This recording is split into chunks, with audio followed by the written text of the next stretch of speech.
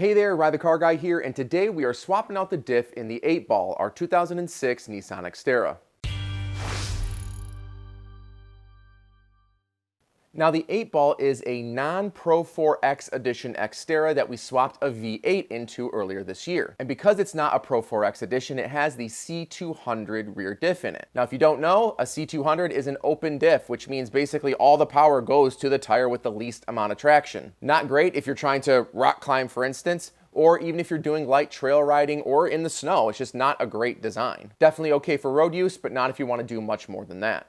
Luckily, our friends at All Dogs Off-Road have a solution for us C200 owners. This is a limited slip carrier that fits inside the C200 housing. It uses Torsen style gears, so you don't need any special clutch additives, and supposedly it slips right in, so that's what we're gonna do today. Now I already have the back end of them up on jack stands and the tires are off.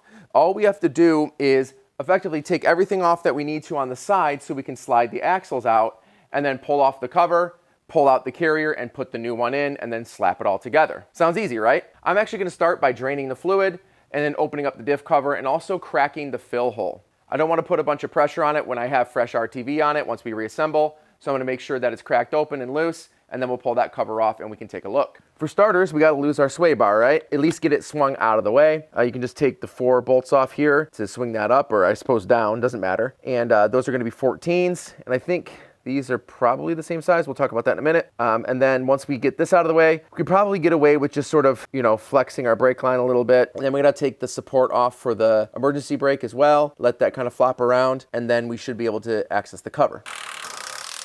I always like to leave the bolts back in the hole. Easy organization. And now this is fully out of the way. And those joints, yikes. Well, all right. No one really cares about these anyways, right? Now for these little tabs hold down your brake lines. You can just manipulate them with your fingers if you're real careful. They are just metal, so don't go crazy going back and forth. But if you do, move it out of the way. There we go. And that should kind of flip over this here. Hold on. There we go. That should be more than enough room to deal with it, so we don't have to mess with this particular line. Next, we're going to take the little retaining bolt off for the emergency brake or parking brake. If you can't see that, here's a little picture. But it's connected directly to the diff cover, and so obviously it needs to go. The fill hole, I want to grab that next. Looks like H14. It's those external hex things. So make sure that's clear. I want to get a good bite on it. There we go. And that's fine. I just wanted to make sure I break it loose. Like I said earlier, I don't want to have fresh RTV on here and then be torquing on this and, I don't know, move it. I don't know, probably not an issue, but who cares? And now, instead of using the drain, since it doesn't really matter, we're about to open this anyways, I'm just gonna grab a drain pan and then we're gonna start opening this by pulling all these off, and those are 14s. I have a empty oil drain pan here, ready to receive all the liquid, so let's get started. All right, that's all clear. Now I have a seal cutter, but I mean, you can use really just like a pry bar or anything like that, but I'm gonna just seal cutter under here and then just give it some love taps with a mallet. Hopefully you can start getting this loose here. There we go. Very good. Seal's broken, and then we'll pull it away. There we go, let it all drain. Good enough to pull it off, so I'm gonna, there we go, just pop it off, and then should be able to get it around here. Yeah, there we go. Perfect. And there, my friends, is our carrier. It smells horrendous in here, and that is a ton of, looks like thread sealant, but all in all, the case looks good. The fluid looks quite terrible, actually, so good thing we're doing this. And it looks like our magnet, ooh, yeah, our magnet's pretty bad too. I guess we do have to take that out. Good stuff. Here's your carrier. This is what we're gonna be replacing. It's basically suspended by 2 bearings. So you have a bearing here, bearing there, and then you have these caps that hold the bearings on, and that's pretty much it. The only catch is that we need to actually move the axles out, right? Your axle is slid in here on both sides, so we need to pull the axle out. So when we remove this, we can actually pull the carrier out. So I'm gonna let this drain while we go deal with that. All right, for your axles, if you want to, really pick a side, any side, get started on it, we wanna do a couple things. We wanna remove our caliper, set that aside. For the emergency brake and the wheel speed sensor, I'm thinking about just pulling them out of their brackets, and hopefully that gives me enough space to slide them out without disconnecting everything. So we'll try that. I'll let you know how it goes and if we have to take a different course. To remove the caliper, there's 2 19mm bolts holding it onto the backing plate. So on the top one, you should be able to use a impact. There we go. And below, it looks like the leaf spring obstructs it. So we'll grab a different solution. And I realize as I'm unscrewing this, staring off into the distance, that I haven't done the breather mod on this yet. So I'm gonna do that. But anyways, all right, once that's loose, it should come out. There we go. And it should just rest directly on our leaf spring. I'll probably secure that with something to make sure it doesn't topple off while we're messing around here. But other than that, we're ready to move on. And for that, you can pull off your disc if you want. We may have to end up doing it anyways. And look at how bad our rear brakes are. There's gonna be another 4 bolts on the backside, but before we do that, let's start pulling off the wheel speed sensor line and the emergency brake brackets off so we can get some freedom here. The wheel speed line's easy. You just find where it's kind of clamped in there. And yeah, that's a lot of space, so we should be okay on that. And then these should be 12s, let's see. Yep, 12 here and a 12 right there. I've been working on my daily driver, which is a Michigan car. So this is an absolute treat working on this Alabama car.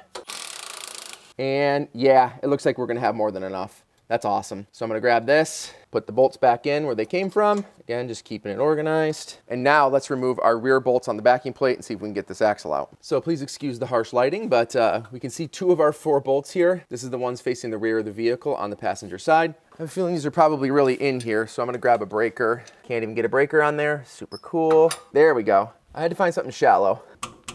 There we go. Perfect. All right, there's one. All right, so I've created a problem.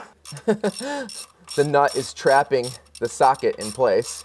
So let me see how far I can. Oh, that's annoying. I just put a little wobble extension on, that'll do it. And now we can back that off. All right, next one's gonna be a little more difficult. You need to put a wrench on it and then just smack it until it comes out. There we go.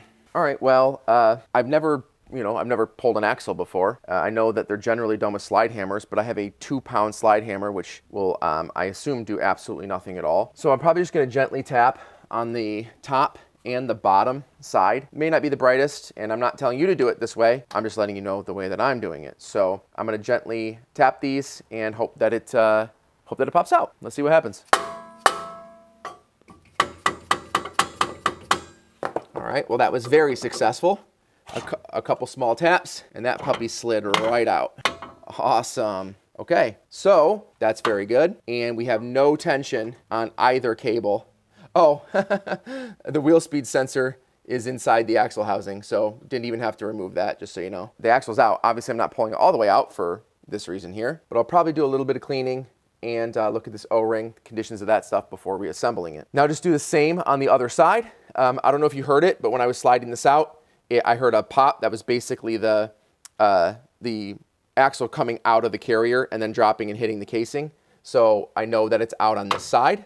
And then we just have to go do the same on the other side, and that carrier should come right out.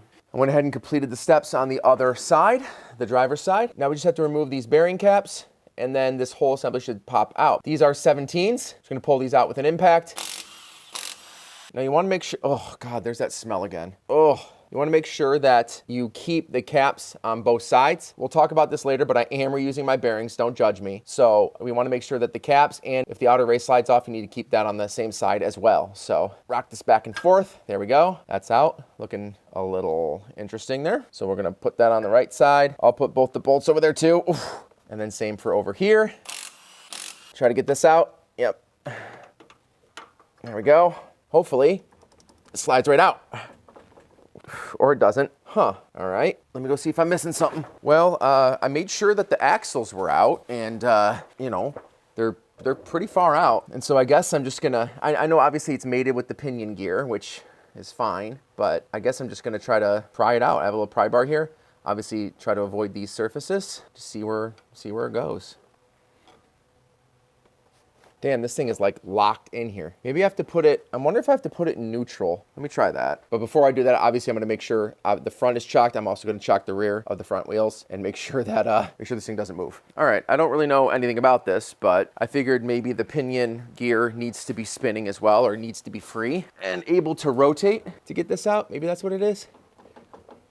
All right, went to YouTube University there for a second and saw how some people were pulling them out. And the idea is we're supposed to line it up. There we go. So we basically have this little piece to pry on here. Get one on the top, one on the bottom, and push, and it should pull it out. So let's see what happens. Hopefully it doesn't just fall on the ground and damage our gear. Here goes nothing. Ah, there it goes. Oh, oh, okay. So it was just brute force. That's one race on the right side. That fell, of course. Luckily, the carrier fell into the oil pan. That looks like a thrust washer. One over there. There's the other one right there. And the bearings there on one side. Race and bearing on the other. Very good. All right, well, that was not very fun. There's the carrier there. Now, one of the things I love about the design of what ADO is doing is that it reuses your main drive gear, obviously assuming it's healthy, right? And this one actually appears to be. But what that means is we're not re-gearing the rear. And what makes that so great is if we're not re-gearing the rear, we don't have to re-gear the front. So it makes it a good solution for people who just want an upgrade to an LSD without having to drop both diffs and do a whole bunch of work. To remove our drive gear, we have 10 17s. And so we're just gonna take those off with an impact, and our drive gear should come right off the front.